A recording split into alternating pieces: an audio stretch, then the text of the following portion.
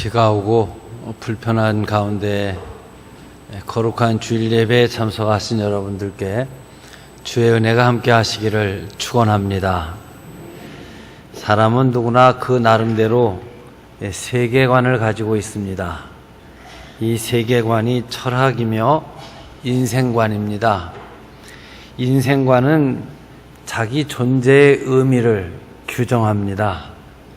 요즘 우리는 가질 만큼 가지고 있고 또 배울 만큼 배워서 이 좋은 세상을 살면서도 행복하지를 못합니다. 부단히 다른 사람과 나를 비교하여 경쟁하고 아무도 쫓아오는 사람 없는데 스스로 쫓겨 살아 내가 왜 사는지 하는 삶의 목적을 상실하고 방황하고 있습니다. 개인적인 철학이 없기 때문이죠. 아무리 작은 일이라 할지라도 그것을 어떻게 생각하느냐, 어떤 각도에서 이해하고 의미를 부여하느냐에 따라서 세계관이 생겨지게 되고 내가 그것을 왜 추구하며 사는지 목적이 정해져야 가치관이 정립되고 가치관이 정립되어야 사는 것 같이 살 수 있는 것입니다. 또 모든 사람들은 다 종교인이라고 할 수 있습니다. 우리는 흔히 공산주의자들은 무신론자들이어서 신 없이 살 것이다 그런 생각을 하기 쉬운데 여러분, 신이 없다고 하며 사는 사람은 없습니다. 누구에게나 나름대로 섬기는 대상이 있고 신은 있는 것입니다. 나름대로 섬기는 대상이 따로 있지요. 공산주의자들에게는 그 이데올로기, 사상이 곧 신입니다. 이 사회주의 신념에 그들이 충성하는 것을 보면 우리들이 예수 믿으면서 헌신하느냐 봉사하느냐는 비교할 수가 없습니다. 저들이 처자를 버리고 부모를 버리고 배우자까지 버리고 그 태백산맥 같은 책을 보면 지리산 속으로 들어가 최후의 한 명이 남을 때까지 다 목숨을 바칩니다. 그들이 생각하는 사회주의 건설을 위해서 그들이 수고하는 것은 우리들이 예수 믿는 하면서 충성한다고 하는 것은 부끄럽게 이를 데가 없습니다. 초월적 어떤 존재는 아닐지라도 그 섬김의 대상에 따라 이렇듯 신념이나 사상도 신이 될 수 있습니다. 그런가 하면 어떤 사람은 돈을 섬기고 어떤 사람은 향락을 섬깁니다. 어떤 사람은 명예나 권세를 섬기고 또 몇 푼어치 되지 않는 자존심을 섬깁니다. 참으로 불행한 일입니다. 아무튼 넓은 의미에서 볼 때에는 모두가 나름대로의 섬기는 대상을 가지고 있습니다. 보통 사람들은 세 가지 유형의 세계관을 갖고 살아갑니다. 그 중에 하나가 자연신론적인 세계관입니다. 모든 것이 우연하다는 생각이에요. 자연현상이라는 것이죠. 세상사 모든 것의 시작과 끝이 없습니다. 모두 우연입니다. 여러분, 우리가 흔히 쓰는 재수가 좋다, 재수가 참 나쁘다, 이 말은 우연하게 되었다는 말이죠. 근데 그 우연하게 된 일이 내 마음에 들면 재수가 좋고 내가 싫어하는 일이 걸리면 재수가 나쁘다고 이야기하는 것 뿐입니다. 우연이 됐으니까 책임질 일도 없고 미래에 대해서 걱정할 일도 없고 과거에 산 일에 대해서 후회할 필요도 없는 것입니다. 어떻게 보면 무책임하기 그지없습니다. 둘째는 모든 것에는 법이 있고 원리가 있다는 생각을 갖고 사는 것입니다. 자연 법칙이 있듯이 생명의 법칙이 있고 도덕의 법이 있고 도덕의 질서가 있다고 생각을 합니다.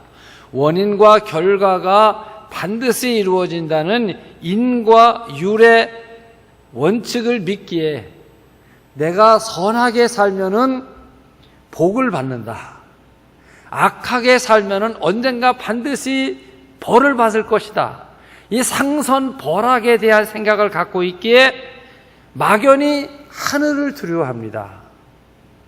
우리들이 쓰는 말 속에도 너 하늘이 무섭지 않니? 이런 말 쓰죠. 이게 무슨 말입니까? 반드시 선한 것에는 좋은 복이, 악한 일에는 벌이 온다. 이런 상선벌악의 정신 속에 막연한 어떤 신이 반드시 그 심판한다. 이런 생각이에요. 이렇게 법을 생각하고 하나의 질서를 생각하고 그 안에 살아가면서 도덕과 윤리를 생각하는 이런 세계관을 가진 사람들을 말하는 것입니다. 세 번째는 모든 것을 은혜로 보는 은혜 중심의 세계관을 갖고 사는 사람들입니다. 여러분, 우리는 하나님을 믿습니다. 우리가 믿는 하나님은 자연신의 아닙니다. 또 기계적인 신도 아니며 물리적인 신은 더더욱 아닙니다. 우리가 믿는 하나님은 인격적인 하나님이십니다.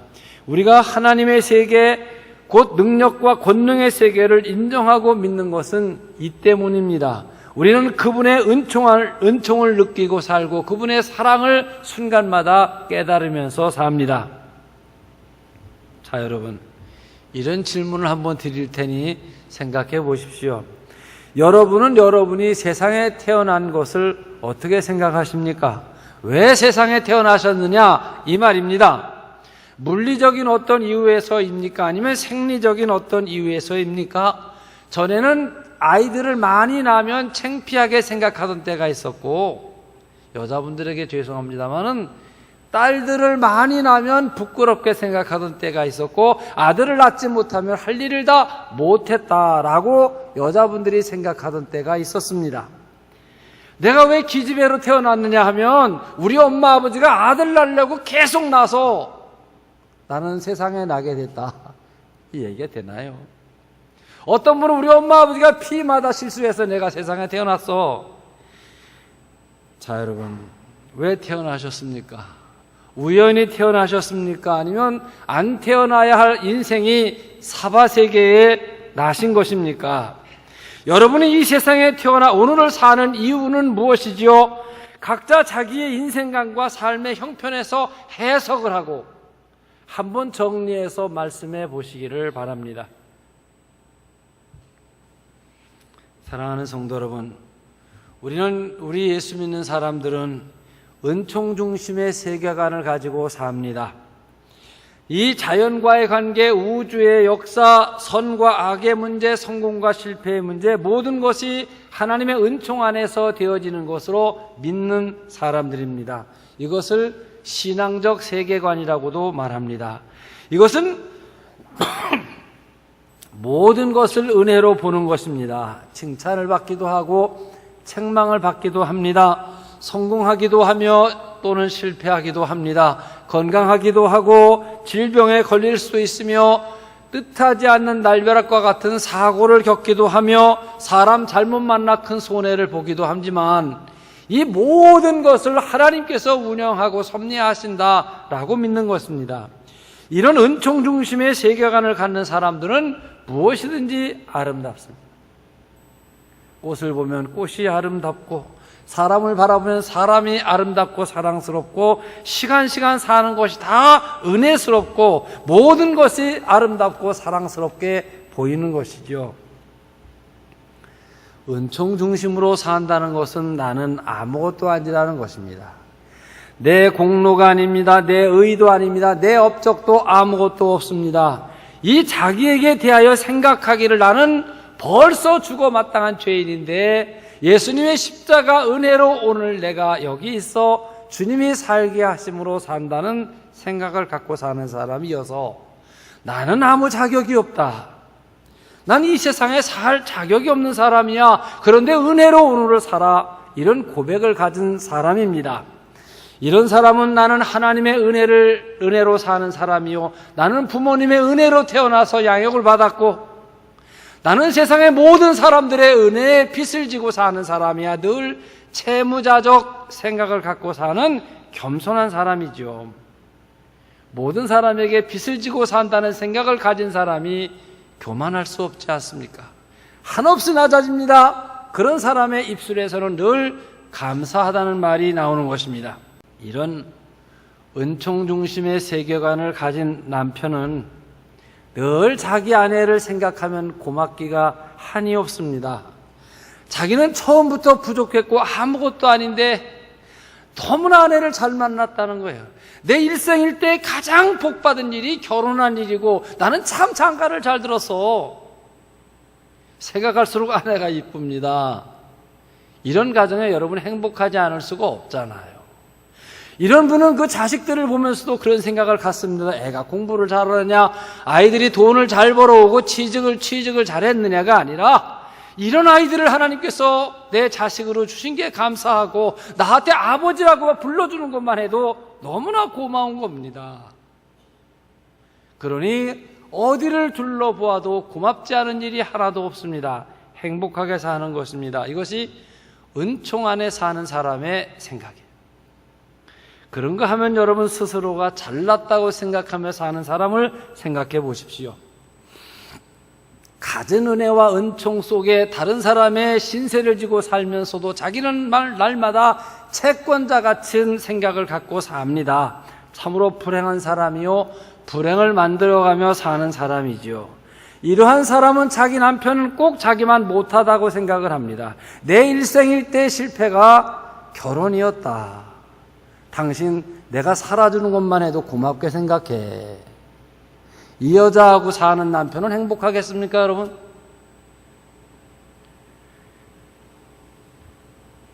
그래서 늘 잘난 사람들끼리 살면 행복해지지를 않는다는 말을 합니다.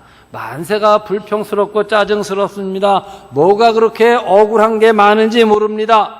교만한 사람입니다. 감사를 모르는 사람입니다. 이 억울해하는 감정을 갖고 사니까 인생사 모든 일이 다 비극이 되는 것입니다. 이런 사람에게서 다른 사람을 늘 해롭게 하고 사회에 악이 되는 거예요. 대개 세상을 떠들썩하게 큰 범죄를 치르는 사람들을 보게 되면 다 이런 사람들이에요. 목사들끼리 모여 걱정하는 일 중에 하나가 교회에서 치르는 장례 가운데 상당한 건수가 자살한 사람의 장례를 치르는 일입니다. 참 자살을 한 장례를 치르면 할 말이 없고 분위기가 더 어둡습니다. 부모는 믿는데 자식들이 믿지 않는 집, 자식들은 잘 믿는데 부모가 믿지 않고 있는 집, 참 안타깝죠. 이 세상에 스스로 자기 목숨을 끊는 동물은 사람밖에 없습니다. 그런데 가장 교만한 사람, 가장 이기적인 사람이 자기 목숨을 스스로 끊습니다. 여러분, 늙고 병드는 거 모르고 사는 분 계십니까? 병들면 힘들고 어려운 줄 모르는 사람 계십니까? 모든 사람이 다 생로병사를 겪으며 사는데 자기는 뭐라고 도중하차를 하겠다는 겁니까? 이 은총적인 세계관을 갖지 못해서 그렇습니다. 자, 여러분이 동물 중에 인간만이 행복하다, 불행하다를 생각하며 고뇌를 갖고 사는 존재예요. 동물은 한 대 맞으면 아픈 것밖에 생각하지 않습니다. 먹지 못하면 내가 배고프다는 것만 생각합니다. 그런데 인간은 맞으면 소외됐다, 고독하다는 생각을 하게 되고 단순히 배가 고픈 걸 생각하는 것이 아니라 가난하다고 생각을 하게 되고 불행하다고 생각을 하는 거예요. 그래서 행복과 불행 때문에 고독하게 고민하다 스스로 자기 생명을 자기가 끊는 것도 인간밖에 없어요.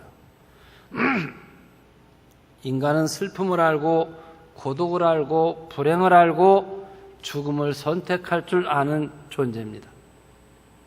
헬라어로 사람을 안드로포스라는 말을 씁니다. 안드로포스라는 말은 위를 바라보는 존재, 신학적으로는 하나님을 앙망하며 사는 존재, 그런 말이에요. 여러분, 그런 시각을 가지고 땅에 사는 여러 동물들을 한번 보십시오. 소, 돼지, 닭, 다 땅에서 무엇이 있는 줄 알고 닭은 콕콕콕콕 땅만. 돼지는 위에서 먹을 걸 줘도 위에서 떨어진다고 생각하지 않고 땅에서 주워 먹는다고 생각해요. 모든 짐승이 다 그래요.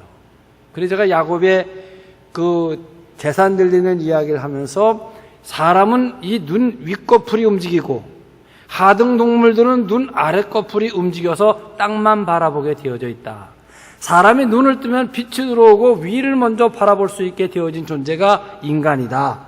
밤이 지나면 아침이 온다는 걸 알고, 겨울이 지나면 봄이 온다는 것을 알고, 고난이 지나고 나서 형통함이 오고, 우리 육신의 죽음 너머에 하나님이 준비하신 영원한 세계를 지금 바라보며 사는 존재가 바로 인간입니다.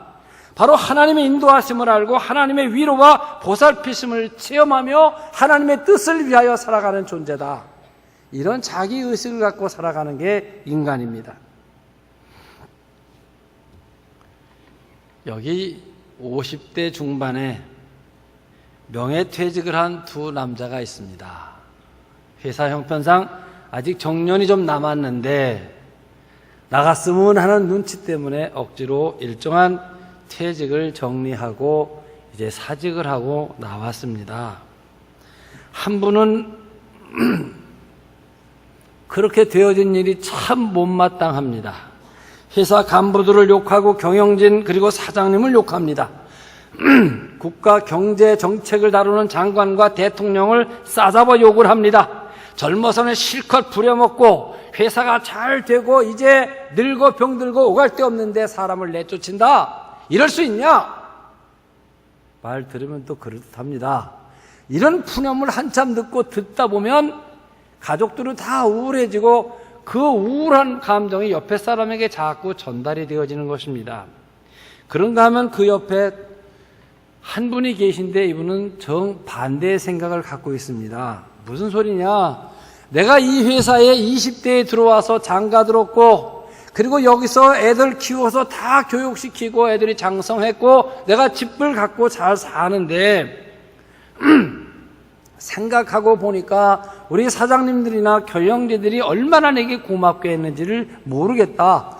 어차피 나이 먹어서 회사 퇴직할 거 좀 일찍 나가 후배들에게 자리를 양보하고 회사를 위해서 내가 이렇게 해야 되겠다. 기꺼운 마음으로 합니다. 직장이라는 게 어차피 나이 먹으면 떠나는 것 아닌가. 그동안 좋은 직장에서 좋은 분들과 함께 직장 생활한 것 참 감사한 일이다. 똑같은 회사에서 일찍 퇴직한 사람인데도 여러분, 이 감사함으로 삶을 복되게 하고 다른 사람을 또 복되고 감사하게 만드는 사람이 있습니다. 스스로 원망하고 억울하게 생각하고 불평하면서 또 다른 사람도 불안하게 만드는 그 부조화를 확산시키는 사람들도 있습니다. 모든 것이 은총 중심의 세계관을 갖느냐 은총을 모르느냐의 차이가 이렇게 나는 것입니다. 한참 됐습니다. 우리 송명희 시인이 우리 교회에 오셨던 때가, 이분은 어머니 뱃속에 있을 때, 지금은 임신을 하면 자기가 다니던 산부인과 병원에서 이 태아가 정상적으로 잘 성장하고 있는지를 주기적으로 이렇게 체크를 하는데, 이 산부인과 의사의 실수로 그 의사가 집게로 아이의 뇌를 건드렸는데 그 건드린 부분이 신체의 움직임을 조절하는 그 소뇌 쪽을 건드려 태어날 때부터 뇌성마비 장애자로 태어나서 지금까지 살아가고 계세요. 이분이 지금 56세쯤 되는데 저희 교회 오실 때 차에서 내려 휠체어를 타고 오셔서 몸이 이렇게 뒤틀리시는데 말 한마디를 할래 몸을 움직이고 정말 보기 힘들어요. 그 똑같은 한국말을 하는데 무슨 말인지 알아듣지는 못해서 그 어머니가 옆에서 통역을 해 주어야 의사 전달이 되는 분이었어요. 마침 저희 교회 오실 때는 또 목 디스크까지 와가지고 아주 저 안타까운 모습으로 보고 지냈는데, 이분이 쓴 시 중에 나라고 하는 그런 시가 있어요. 조금 이쪽으로 비춰요. 공간이 많은 가운데로 나가 안 보인다. 그래도 우리 같이 읽을 수 있겠네요. 우리 같이 읽겠습니다. 시작. 나 가진 재물 없으나, 나 남이 가진 지식 없으나, 나 남에게 있는 건강 있지 않으나, 나 남이 갖지 않은 것 가졌으니, 나 남이 보지 못하는 것을 보았고, 나 남이 듣지 못한 음성을 들었으며, 나 남이 받지 못한 사랑받았고, 나 남이 모르는 것 깨달았네. 공평하신 하나님이 나 남이 가진 것 나 없지만 나 남이 모르는 것을 갖게 하셨네. 이 서울음대 나오신 최덕인 씨가 여기다 곡을 붙여서 CD가 나왔고, 저서의 노래를 복음성가를 한 소절씩은 다 우리가 읊을 만큼 잘 알려진 그런 시입니다. 저분의 시를 읽으면 야, 이분은 참 부자구나. 그분의 마음은 우리를 부유하게 만들어줍니다. 그분의 모습을 보고 저분의 시를 읽으면 더더욱 우리는 감사하고 감격해 살아야 될 삶을 왜 불평원망하며 살았는가 회개케 하는 그런 글을 쓰셨습니다. 만약 저분이 내가 뭘 잘못했기에 이런 모습으로 살아야 되느냐, 엄마 아버지 나 왜 키워놔서 이 기구한 삶을 살게 하느냐 원망을 했더라면 그 부모님들은 어떻게 했겠어요, 여러분? 그런데 감사합니다. 감사합니다. 구구절절 입만 벌리면 감사해. 그 주변에 있는 모든 사람들에게 감사를 느끼게 하는 분이었어요. 사랑하는 성도 여러분, 인간은 감사할 수 있는 마음을 가질 때 인간다워지는 것이죠. 자기가 삶의 현실, 미래에 대해 생각을 하며 사는 존재예요. 그런데 감사의 마음, 감사의 세계관, 감사의 철학을 가질 때 행복을 누릴 수가 있습니다. 우리의 형편과 삶이 어떠하든지 간에 감사가 있는 곳에만 행복이 있는 것이지요. 그리고 겸손한 사람만 감사할 수 있고 은총적 세계관을 가진 사람만 감사할 수 있는 것이지요. 어제는 우리 교회 식당에서 저희 교회가 점심때 월요일과 금요일 날만 아니면 항상 12시에 오시면 식사를 하실 수가 있습니다. 수요일과 주일날은 돈을 받는데 나머지 날은 그냥 오시면 공짜입니다. 이것도 은총으로 은혜로 주는 것인데, 어제는 필리핀 단기 선교 가는 우리 청년들과 고등부 학생들이 있어서 밥 먹는 사람이 많았어요. 먼저 밥을 들고 있는 사람과 나중에 배식을 받는 사람까지 하려면 한참 기다려야 되겠길래 잠깐 쉬고 우리 기도하자. 그리고 우리 전사님 한 분이 기도를 하셨어요. 어제 메뉴가 두부무침이나 두부를 부친 거예요. 기름에다 이렇게 부친 건데, 여러분 그 두부가 콩을 심어서 싹시 나서 이 자라고 콩을 수확하여 껍데기를 벗기고 갈아서 두부를 만드는 그 과정을 생각하고, 우리 주방이 밀폐된 그런 공간 속에 거기다가 밀가루를 붙여서 불 앞에서, 요새 30몇 도 더운데 그걸 뒤적거려 가지고 이 식판에 올라와 먹을 걸 생각해 보니까 이게 보통 일이 아닌 거예요. 그 옆에 김치 조림이 있었어요. 김치. 그러니까 총각김치나 이런 김치인데 가무잡잡하죠. 짭짤하고. 그게 제가 물어서리 보면 이게 뭔지 아냐? 김치조림입니다. 그래. 이게 작년에 만든 김치인데 아마 그냥 놔두면 쉬어서 버려야 될 거를 아마 깨끗한 물로 이렇게 헹궈내고 다시 양념을 해서 만들었는데 이렇게 맛있다. 그러면서 이건 적어도 소뚜껑 운전수를 20년은 한 사람이 만들 수 있다. 사모님들은 이거 못 만들 거야. 제가 그러면서 웃었어요. 정말 그래요. 우리 주방에 수고하시는 분들이 인류 호텔 셰프들보다 훨씬 나은 분들이야. 그리고 나서 밥을 먹으려고 보니까 하얀 쌀밥이 윤기가 짜르르 흘러요. 제가 교육자들에게 그런 이야기를 했습니다. 목사님, 이 한문으로 쌀미자를 쓰면 8팔자에 10십자 8팔자 88을 쌀미자를 파자하면 88이에요. 왜 옛날 어른들, 선진들이 쌀미자를 쓰면서 88이란 말을 조합했을까? 이것은 농부의 손이 88번 가고서야 우리가 쌀을 먹게 되기 때문에 쓴 이름일 것이다. 여러분, 벽씨를 파종하고 약 6개월이 지나야 수확을 합니다. 지금은 기계화가 되고 뭐 잘 되어 있지만 옛날에 다 농부의 손이 닿았을 때 이 밥이 먹어진다는 것은 땀과 수고의 결정체예요. 그런 얘기를 하면서 밥을 한 숟 떠서 입에 넣으려고 하니까 밥밭에 미안해. 야, 밥아 미안하다. 죄송스러운 생각이 드는 거예요.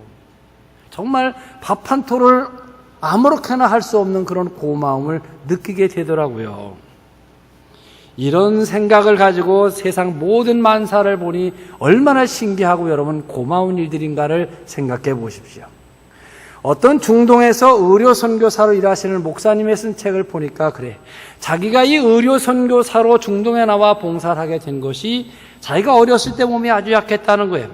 아주 시골 꼭두산골에 살아서 병원 혜택을 전혀 받지 못하고 죽어가고 있는데 서양의 의료 선교사들이 와서 공짜로 그 동네 사람들을 다 마놓고 공짜로 고쳐서 자기가 건강을 회복했다는 거예요. 그때 결심을 했다는 거네. 공부 열심히 해서 하나님, 나도 저 선생님들처럼 의료 혜택 받지 못하는 데 가서 의료 선교할 수 있게 해달라고. 그래 이분이 의사가 되고 선교사가 되어서 자기의 과거 몇십 년 전 자기 모습과 같은 사람들에게 의료 선교를 하는 거예요. 생각해 보세요, 여러분. 이 고마운 생각이 또 고마움을 낳고 수많은 사람들에게 날마다 고마움을 나눠주고 고마움이 파급되고 계속 이어지는 일을 생각을 해 보십시오. 감사가 또 감사를 낳고 은혜가 은혜를 낳고 전달이 되는 것이죠. 사랑하는 성도 여러분, 예수님 십자가 좌우편에 달렸더니 강도들을 한번 생각해 보세요.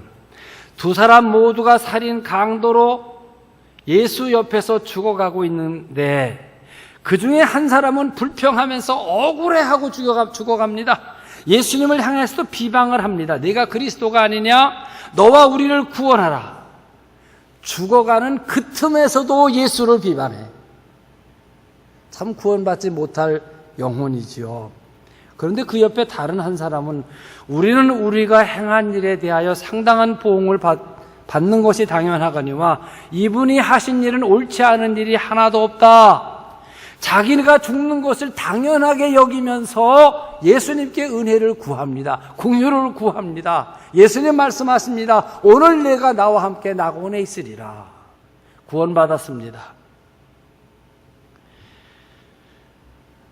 가끔 우리 한국 목사들이 서양 목사님들을 미국이나 서양 목사님들을 한국에 초대를 해서 새벽기도 열심히 하는 교회에 관람을 하다 보니까 견학을 가게 하고 기도원 같은 데서 열심히 통성기도하고 그러는 모습들을 구경을 다 시켜주고 소감을 물어봅니다. 너네 나라는 저녁 예배도 안 드리고 새벽기도도 안 하고 이런 기도원에서 집회도 안 하는데 우리 대단하지? 그리고 어떤 평가를 해주나 하고 기다리는데 그 서양 목사 입에서 나온 말이 무엇인 줄 아십니까? 왜 한국 사람들은 현찰을 자꾸 달라고 합니까? 이렇게 물어요. 왜 다 달라고 하면 왜 달라고 하면 달러만 달라고 그러냐? 왜 건강도 달라, 축복도 달라, 형도 왜 달라 그러냐? 이 신앙생활을 잘못 배워서 그래요. 하나님한테 뭘 맡겨놨습니까, 여러분? 뭘 맡겨놨길래 내놓으라고 달라고만 하시냐 이 말이에요. 오늘 여러분 교회에 뭐 달라고 오신 분 계십니까? 뭐 맡겨놓은 거 있으십니까? 은혜를 받고 사는 사람이 감사함으로 예배드리고 감사함으로 섬기는 것이죠. 헬렌 켈러라고 하는 분이 계십니다. 이분은 삼중고 장애인이라고 그래요. 벙어리에다 귀머거리에다가 맹인, 그러니까 언어장애자에다가 이 농아지요. 그리고 또 한 가지는 그가 소녀였다는 거예요. 시집가야 될 사람이다 이 말이에요. 귀머거리, 벙어리, 장님, 여기다 시집가야 되는 처녀. 그러면 여러분 그런 딸 두셨으면 어떡하실래요? 여러분이 그 당사자라면 어떤 생각 하시겠어요? 근데 이 헬렌 켈러가 쓴 책에 이런 제목의 책이 있어요. 3일 동안만 볼 수 있다면, 그런 책이에요. 내가 만일 이 세상에서 3일 동안만 볼 수 있다면 보여주세요. 자, 이 첫째 날입니다. 같이 읽죠. 시작. 오늘의 나를 있게 해준 예쁘고 인자한 설리반 선생님의 얼굴을 보겠다. 손으로만 만져본 인자한 선생님의 얼굴을 보고 그 인상을 내 마음에 새겨놓겠다. 둘째 날 사랑하는 친구들을 집에 모이게 하고 그 얼굴 하나하나를 기록해두고 그날 오후 산과 들로 나가서 아름다운 꽃과 여러 모양의 나무들을 보겠다. 셋째 날 황혼이 불타오르는 저녁 노을을 보고 싶다. 그리고 3일이 되어 다시 눈을 감기로 한 약속한 시간에 나를 3일 동안 세상을 보게 해주신 하나님께 감사의 기도를 드리겠다. 어떤 생각이 드시나요, 여러분? 우리는 너무나 복에 겨워 살고 있지는 않습니까? 우리는 감사의 조건들을 원망과 불평할 이유로 살고 있지는 않습니까? 우리 찬송가 593장 3절을 보게 되면 가사가 이래요. 눈과 귀를 밝히사 마음과 뜻이 합하고 신기하게 움직여 묘한 조화 이루니 우리 주님 예수께 감사 찬송합니다. 이 가사를 쓴 사람은요, 이 눈꺼풀이 움직이고 닫히는 게 신기한 거예요. 손과 발이 움직이는 게 기적인 거예요. 정말 그래요. 가끔 집에서 제 아내가 눈에 인공 눈물을 넣어요. 건조해서 뻑뻑거리고 잘 안 된다고 인공 눈물을 넣는데, 여러분, 눈물이 저절로 나오는 게 기적 아닙니까? 정기적으로 가서 그 약을 사다 눈물이 넣어야 돼. 우리 몸뚱이 하나가 이 조합을 이루어 조화가 되어 살아가는 것이 기적 중에 기적이고 감사할 일 중에 감사할 일이고 정말 신기한 묘한 조화 속에 하루를 한순간을 우리가 살아가는 것입니다. 은총의 세계관을 갖고 세상을 보면 내 생애와 삶과 처지와 형편 모든 것이 은혜입니다. 나를 주변으로 하여 모든 사람의 사랑을 너무나 많이 받았습니다. 나는 살 가치가 있는 귀중한 존재로서 지금 살아가고 있습니다. 모든 것이 신비롭고 하나님의 은혜 속에서 나는 인도함을 받고 있습니다. 사랑하는 성도 여러분, 원죄의 뿌리를 갖고 태어난 인간은 본성적으로 감사할 줄 모릅니다. 세상의 육체의 본능에 따라 살아가는 거예요. 이런 사람들 입에서는 원망과 불평, 모든 것이 못마땅하고 억울한 거예요. 우리가 거듭났다는 것은 감사하며 살 수 있도록 다시 태어난 것을 말하는 것입니다. 감사하며 산다는 것은 신앙 훈련으로 되어지는 것이지요. 같은 형편과 같은 상황에 있어도 신앙인만 감사하는 것입니다. 아우슈비츠 수용소가 유럽의 여러 곳에 있는데 폴란드에 있는 것이 가장 그 규모가 방대합니다. 엄청나요. 거의 600만 명의 유태인이 독가스실에서 죽었어요. 그 독가스실 그리고 화장터를 쭉 보면서 그 안에서 죽어가면서 하나님의 섭리가 있다는 거예요. 감사한다는 거예요. 이 맹수들에게 몸이 찢겨 죽는 자리에서도 입에서 찬송이 나오고 마지막 임종하는 그런 모습들을 볼 수가 있습니다. 이 감사의 힘이 무엇일까요? 우리의 판단과 의식을 뛰어넘는 하나님의 뜻을 향한 한결같은 신뢰에서 오는 것입니다.